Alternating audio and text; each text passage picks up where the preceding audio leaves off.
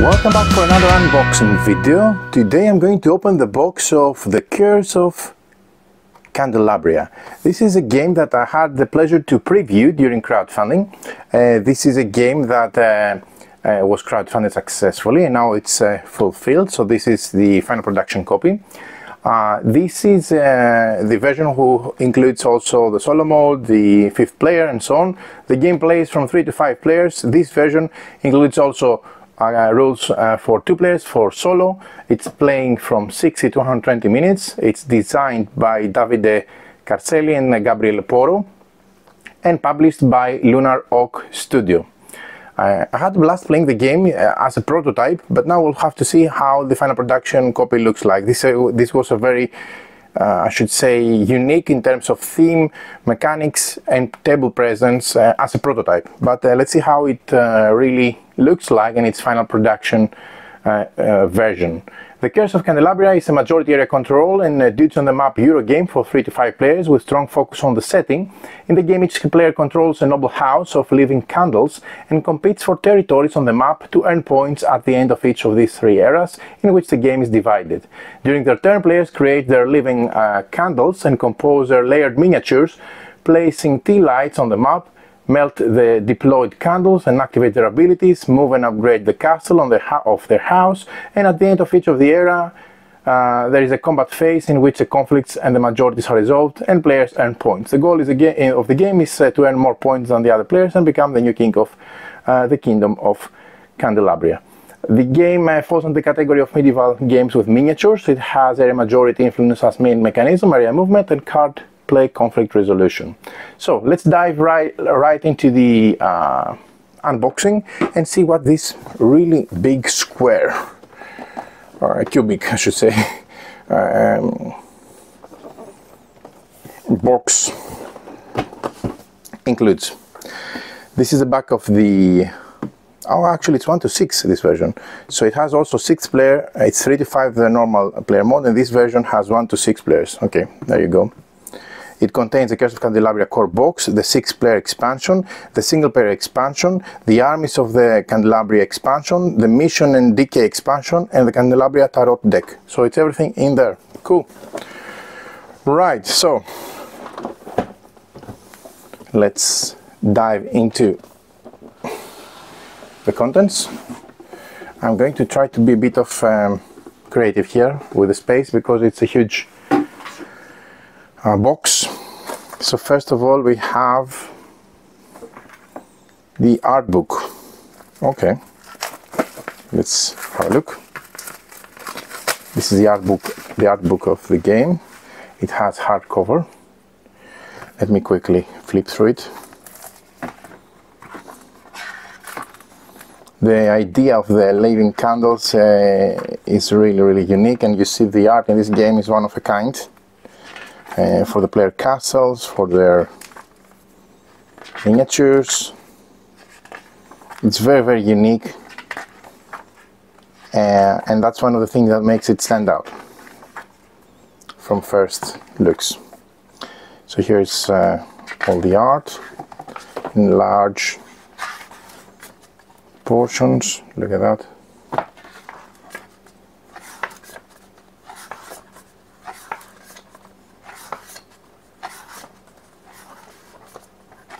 Okay,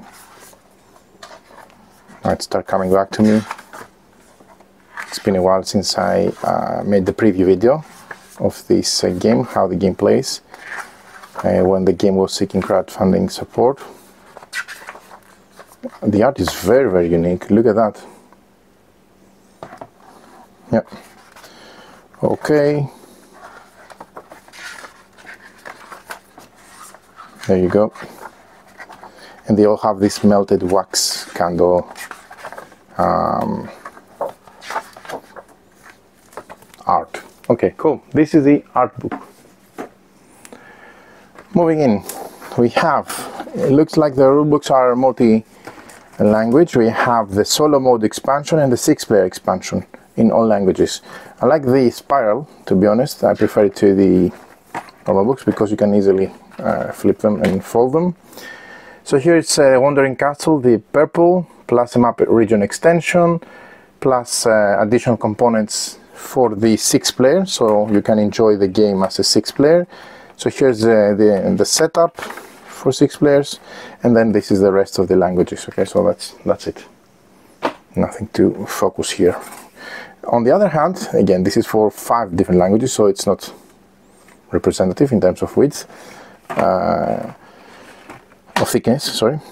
We have the components of the solo: 5 watchtower tokens, 5 moving bridges, 7 moving bridges, several cards. Okay, this is introduction for the solo. The watchtowers, how they work, the moving bridges, how they work, the upgrade tiles, and how you set up and play the solo game. There are also scenarios: the Roots of the Coven, scenario 1. Okay, nice. The Shattered Gears, scenario 2, solo scenario that is. The Light and the Raven, scenario 3. Rage and Brotherhood, scenario 4. And Faith and Nobility, scenario 5. So 5 solo scenarios. Cool. Cool. I mean, my first spontaneous wish is to play this game multiplayer, but I'm definitely going to be happy to having a solo. Always happy to have a solo in my game. So let's first start with the main map. I think there was a play mat also, if I'm not mistaken, in this pledge, but the publisher didn't send it, so we're waiting for the player mat. So let's start with the map, the board. So this is the main board. It's very vivid, it's very easy to differentiate the different regions. The colors, the borders are thick. Okay, it's dual-sided. So one side on the back, I'm not flipping it, it's from 1 to 3 players, and this is for all the way to 5 players, so I think this is more populated. So this is the main board. Right. Moving back, and it's only this, or in the depths of the box. So the rule book. Let's see the rule book. Introduction. Story and houses. We have 4 houses. As you can see, they have their own unique art, their unique background, and their own unique castles also, which are very, very, very different from what you've seen. Components: gold resources and wax, which is the white. We have the different the upgrade tiles, the temples, and the different region tokens. And here's how you build the standees. You can build standees so that you can have the deployment of the cards. Okay, good. And the curse flame tokens. So this is how you set up the game, and this is a game setup in full swing for 3 to 5 player setup. This is how you play. The game flow: we have the mist season, the kindling season, and then the war season in each of the rounds of the game. Okay, we have small font rules, but also nice illustrations. 2-player mode, how to play. Icons, house icons and castle upgrades, mission and decay. And then that's it. So 18 pages, so it's not condensed rulebook, let me put it like that. Also like the fact that it's a spiral book. So far so good. Oh, we didn't focus on the rest of the components. We have 90 tactic cards. Yeah, we have the curses, the wandering castles of the players, and then we have the 125 land flames, and the explorer candles, pilgrim candles, and warrior candles, which are these here. Okay, cool. So let me set everything there. I believe this is the 5th player expansion, the 6th player expansion. Okay, from what it looks. Okay, yeah, because you see, it goes all the way up to 6. Cool. Right. Next, let's start taking out the components. So there are different trays. Wow, wow, so many miniatures. Okay, and these are tokens beneath here. So where are you going to save them? Most probably in within the with baggies. Okay, we'll see. So more cards, some silica. Let me take this lid off. There's some sellotape. Okay, so I need to remove it.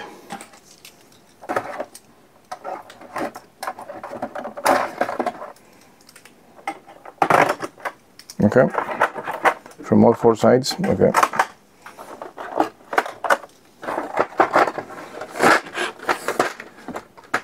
Okay, these are very compact miniatures.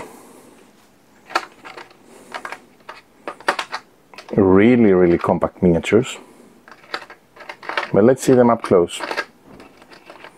These are what? 2 centimeters? They look like 2 centimeters. Something like that.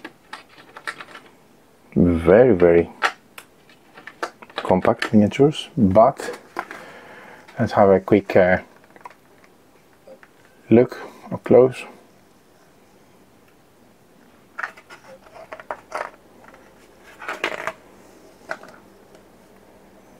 This should be there, most probably. Okay, we'll see. So let's take them. Maybe that's a problem once you bump the tray. Then it's a bit difficult to put everything back. But let's go and continue removing trays and lids. So we have lids in here.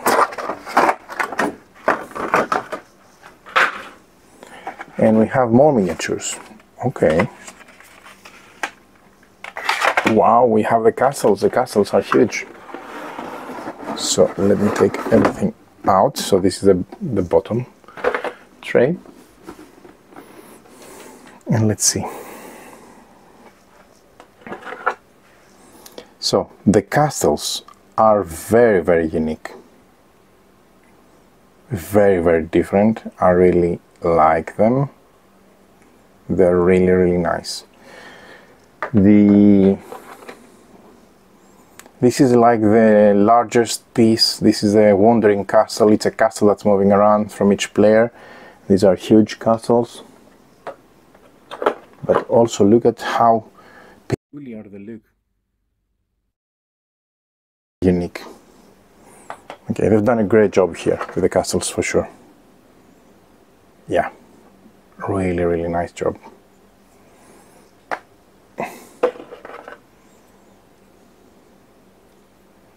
Okay. Here we have the temple pieces.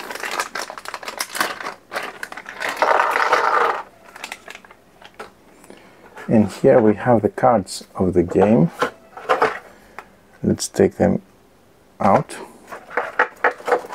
We have the flames, woks, and gold. Okay, so let me remove things so that we can have more space to see what we are looking at. So 1, 2, 3, 4, 5, 6. This is player board. This is quite thick, dual layer, a bit glaring, a bit glare. So, but linen finish and recessed. So that's a good thing in my book. Okay, so we have also, yeah, I'll just show you the front one. We have different color, as you see, depending on the color of the players. If it's the yellow player, the blue, the red, the gray, etc. Okay, so this is nice. These are nice, for sure. Okay, good quality player boards. Right, then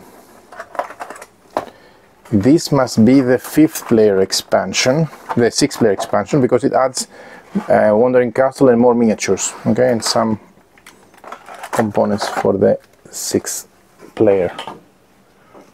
Okay, these are the standees that you put together. I'm not going to try that now for sure. Some tokens. and more cards here. Right. Let's move with the flames. Now, the flames are matching the color of the player. And these are translucent plastic flames. These are good quality, for sure. I like the flames. You need to put them in a baggie and you need to try to store them beneath the tray, as you have seen.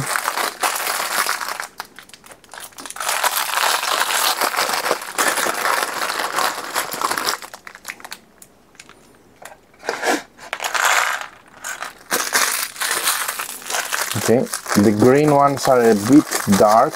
Hope they stand out on the board. They're a bit dark green, but still I think you can tell them apart from mainly the black ones and the gray ones, sorry, because these are a bit more dark. Okay, now going into the pieces for the temples. Okay, these are nice. They stack nice together. They look nice. The temple pieces. Right. Let's move now to these miniatures. So these miniatures include the Explorer candles, the Pilgrim candles, and the Warrior candles. So let's see them. We have 5 of each, plus a 6th one set in the other box that I showed you before. So very, very unique. Okay, this is nice size.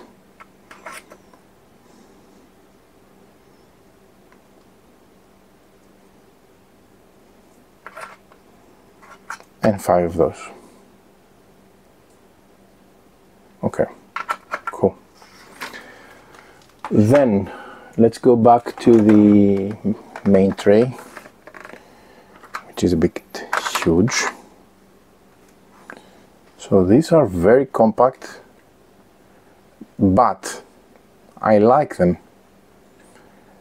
I like the fact that they are compact. And of course you just need to be able to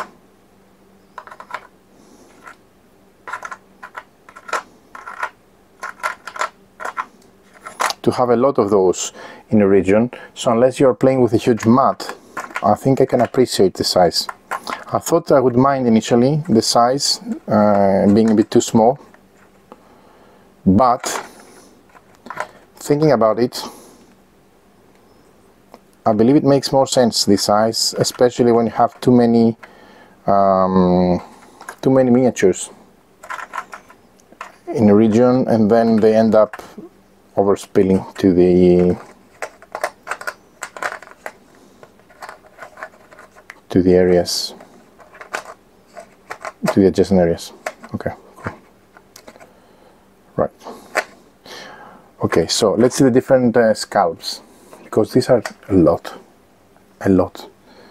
How many? Let's see. They're not listed here. I'll find them and come back. But there are a lot, as you can see. It's a huge tray. So this is one of the scalps. It has this one has 2 horns and like a lantern or something. Okay. Then you have this scalp with a shield and a sword. Okay. These are these lower 2 rows. These are with the horns. So every 2 rows, these are different scalps, as you can see. And I think the reason is because they belong to different players. Okay, And then the fifth scalp is this one. Okay, now let's see the sixth one, since we are on this, because we've seen those three, but we haven't seen the sixth one from the compact ones. This looks like a gorilla or animal. And this is a wandering castle of the sixth player, the purple player. This is also really nice. Okay. And we have also the cards, you know, and the flames in this compartment. Okay. Right. That being said, this is a wax, one of the resources of the game. And the other one is the gold.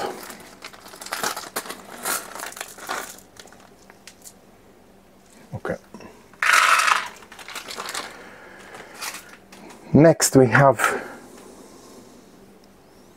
these miniatures, 3 of those. Wow, this is nice. This is very unique. Okay. And now we can move into the cards. So let's see. Okay, cards are okay, good quality, but they're not a linen finish.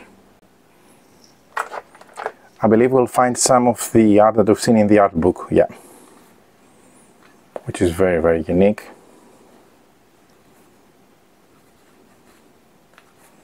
And nice. Okay, so since we took the time to see them in detail in the art book, I'm going to be a bit fast here. Okay, one thing this game has for itself, it's the uniqueness.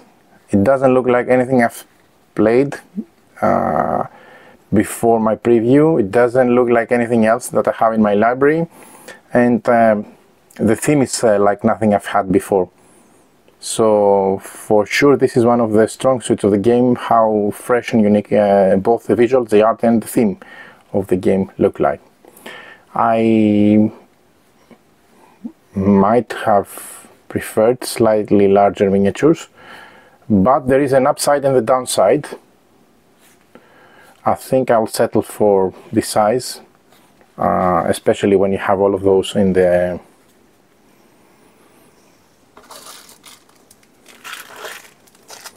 same region. I think the size is compact size is going to be appreciated. These are the small flames. Okay, and there are more. These are very, very small. Hope they fit well. Then I would say we can also have a look on those cards, which were in the tray. Maybe some of those are exclusives, stretch goals or something like that. Don't remember. It's been a while. But these are, and I'm sure there are also some solo components there. Okay. Same goes for the last deck. I want to see the Lumen Tarot deck, which is there at the side. Okay, yeah. And that would be these cards here. So let's see those two.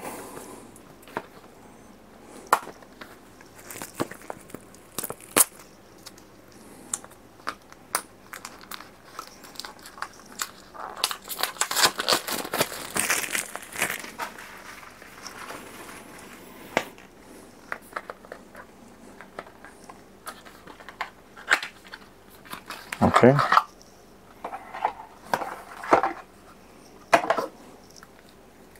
These are tarot size cards.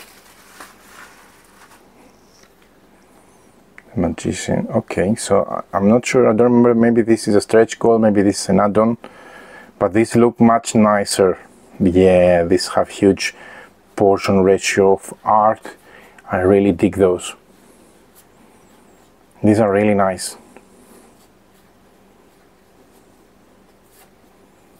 These are really, really nice cards.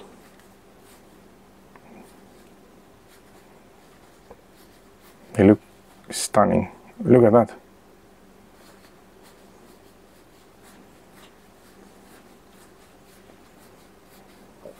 Okay.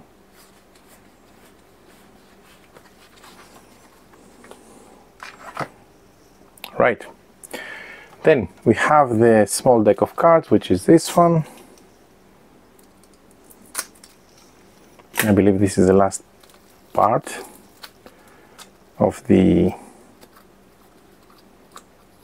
decks.